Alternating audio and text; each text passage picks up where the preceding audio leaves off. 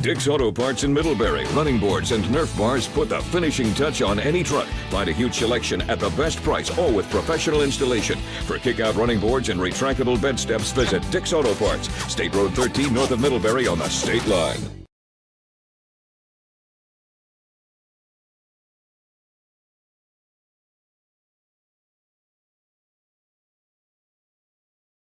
The Berrien County Youth Fair, August 14th through the 19th. Monday are the truck and tractor pulls. Tuesday is Kids Day with 3 free Circus Continental shows, plus kids are admitted free to the fair.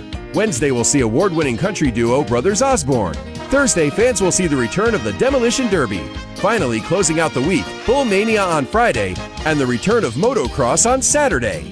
Come enjoy a piece of paradise at the Berrien County Youth Fair, August 14th through the 19th.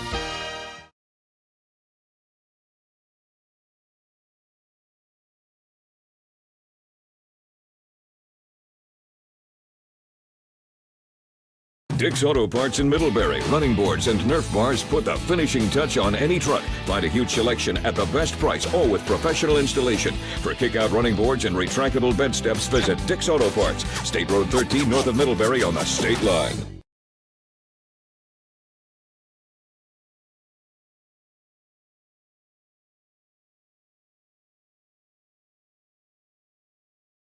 Trust Dick's Auto Parts in Middlebury to outfit that new workman. From Transit and Sprinter to ProMaster. Professional installation of all the best cargo dividers, lockable storage, and running boards. Get what you need to get back to work. Dick's Auto Parts, State Road 13 north of Middlebury on the state line.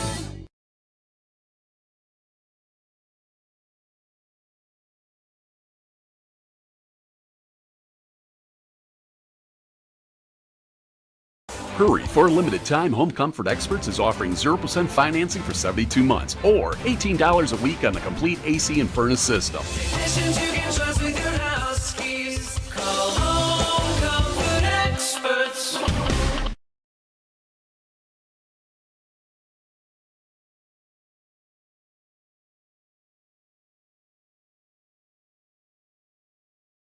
Dick's Auto Parts in Middlebury. Running boards and Nerf bars put the finishing touch on any truck. Find a huge selection at the best price, all with professional installation. For kick-out running boards and retractable bed steps, visit Dick's Auto Parts, State Road 13 north of Middlebury on the state line.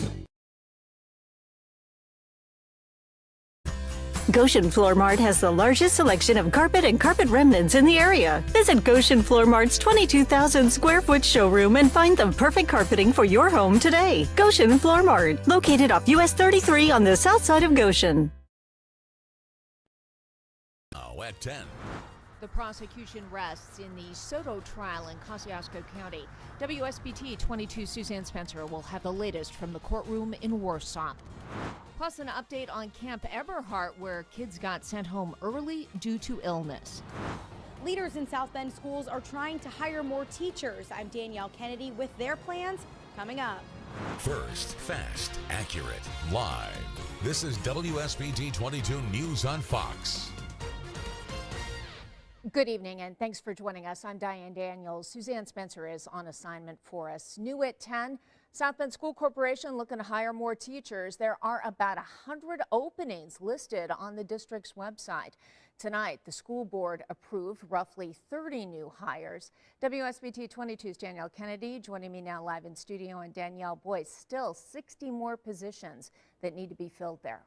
Diana, spokesperson for the district, says there are another 35 teacher hires in process, but that still leaves more than 24 vacant positions.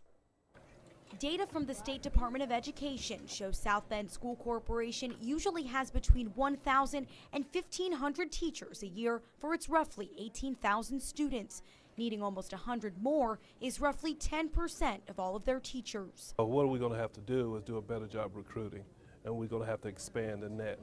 We're going to have to go to a lot of different job fairs.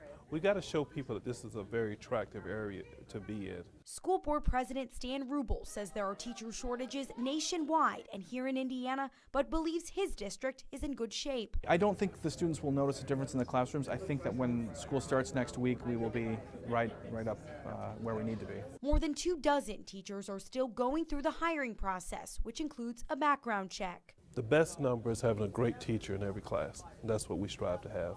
Superintendent Kenneth Spells says that's a goal he's still trying to achieve.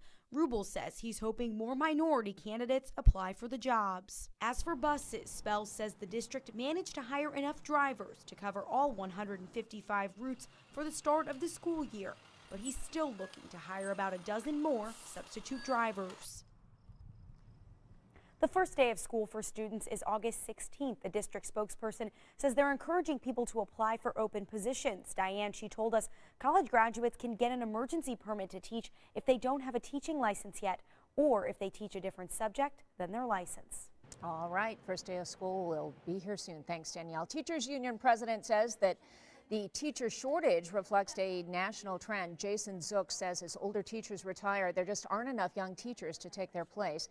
He says teachers can't bargain for classroom size or conditions, and he also says there's too much of a focus on standardized testing as an evaluation tool for teachers.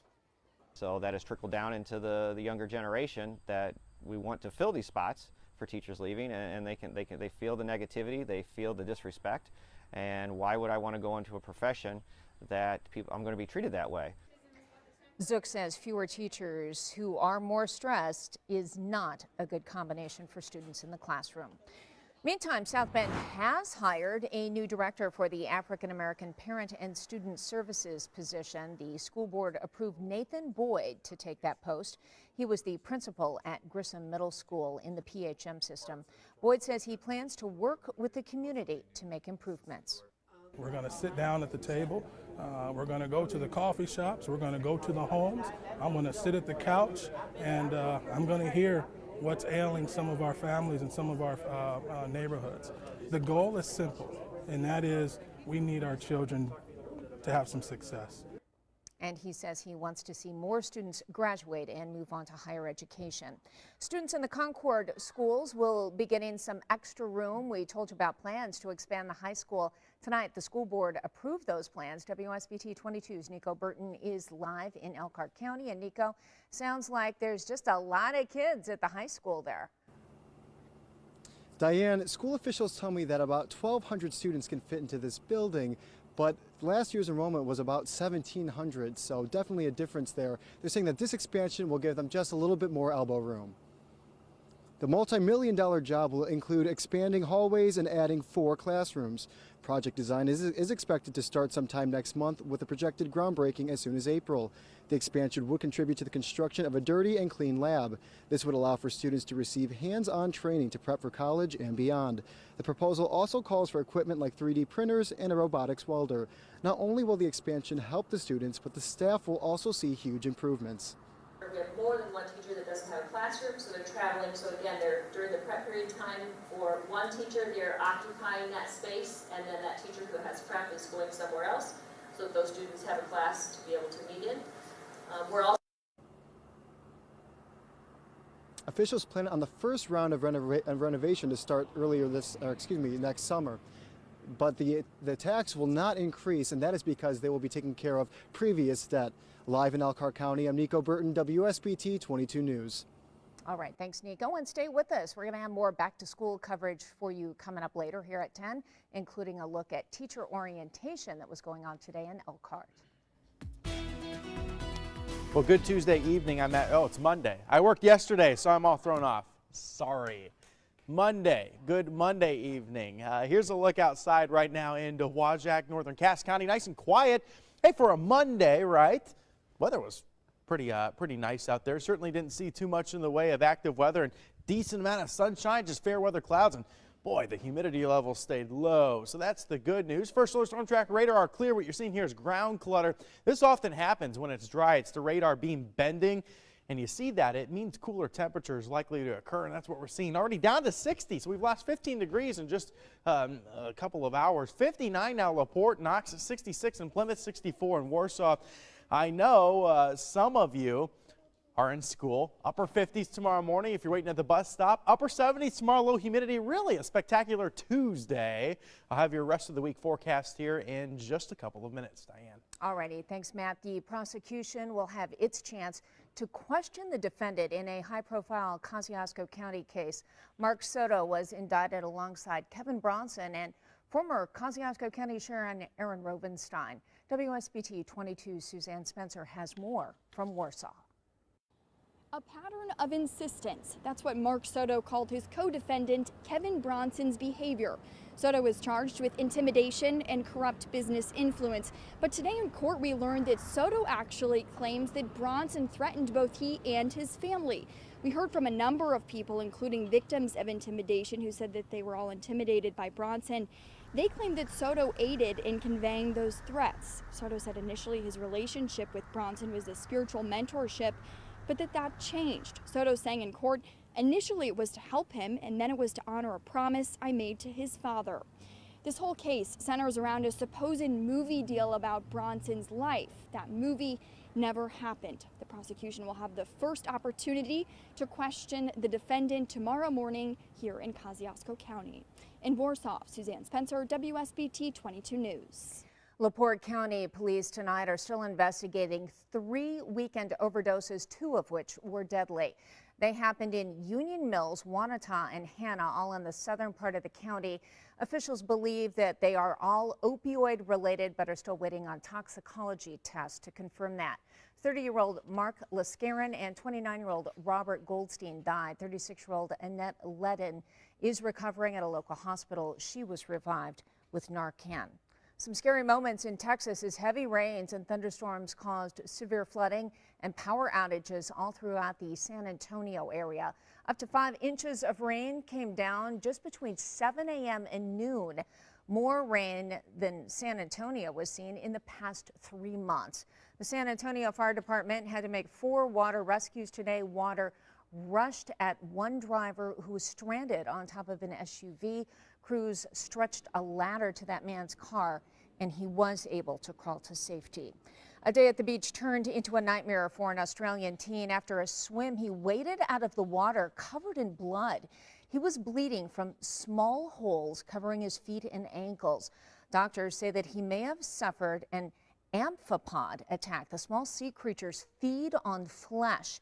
That teen's parents are now petitioning for warning signs to be posted around the beach to protect swimmers from similar attacks. A federal report released today is proposing spending $275 million for upgrades at several crucial sites in Illinois to try and prevent Asian carp from reaching the Great Lakes. Scientists say if the carp become established in the Great Lakes, they could devastate the region's $7 billion fishing industry. The Army Corps of Engineers is taking public comment on those new plans through September 21st. Protecting wetlands for future generations is the goal of a conservation group in Berrien County, and now the group is getting some help from a big donation. A 35-acre piece of property will soon be known as the Merritt Family Preserve. According to the group Chickaming Open Lands, Berrien County has lost more than 50% of its original wetlands. The wetlands are important to improve water quality, protect wildlife, and decrease the potential for flooding. Unfortunately, my husband passed away 3 years ago, and the children and I were trying to think of something worthwhile that we could do in his memory. And this came to mind. And we're delighted that as a family we can do this, and we think it's only an appropriate way to remember him because he always loved being in the woods. And there is a dedication ceremony planned at that site for later on this month. Up next, the Windy City taking on Trump. We'll tell you how Chicago is pushing back against new federal requirements about sanctuary cities. And new threats tonight from North Korea. We'll have the latest on how the regime is ratcheting up the rhetoric. And a nice day today, but how long does that last? The answer in your forecast coming up next. Dick's Auto Parts.